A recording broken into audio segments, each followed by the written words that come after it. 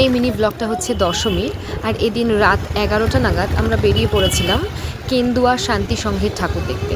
কেন্দুয়া শান্তি সংঘটা পাটুলি মোড় থেকে ঠিক লেফট টার্ন নিয়ে বেশ খানিকটা যেতে হয়, এবং এই প্যান্ডেলটা এবারে খুব ভাইরাল হয়েছে।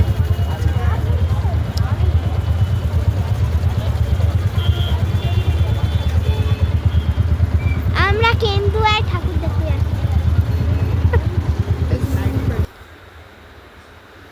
এবছর ওদের থিম ছিল নিগুড়ো, দ্য মিস্টিক্যাল।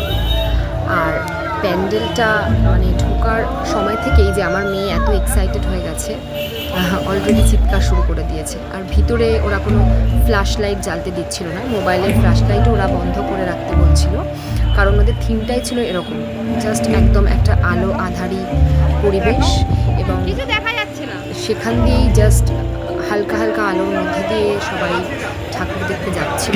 এবং এই প্যান্ডেলটা one of the best pandal I have ever seen in Kolkata.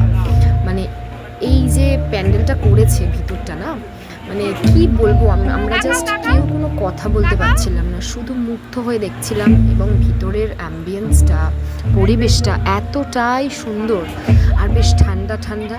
আর ওদের আমি অ্যাকচুয়ালি এখানকার মানে আমার ভিডিওয়ে করা অরিজিনাল সাউন্ডটা মিউট করিনি, সেটা করিনি শুধুমাত্র তোমাদের ওদের আবহ সঙ্গীত যেটা ছিল প্যান্ডেলের ব্যাকগ্রাউন্ড মিউজিকটা, সেইটা শোনাবো বলেই আমি মিউট করিনি। ভীষণ ভীষণ ভালো লেগেছে।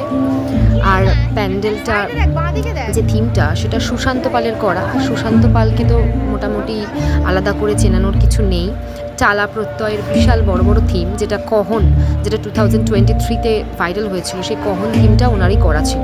আর এবারে প্যান্ডেলটাও সেই মিস্টার সুশান্ত পালেরই করা। বাদ বাকিটা আর কিছু বলবো না, তোমরা ভিডিও দেখে একটু এনজয় করে নাও।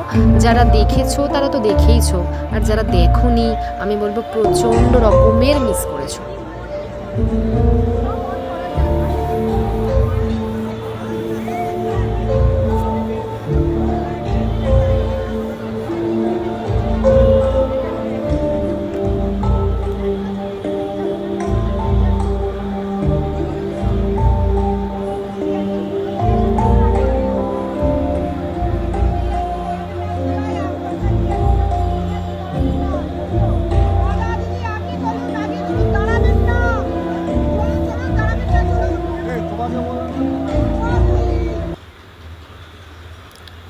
এই যে একটা মা দুর্গা, যেটা পুরোপুরি শূন্যে ভাসমান, মানে দারুণ, জাস্ট দারুণ।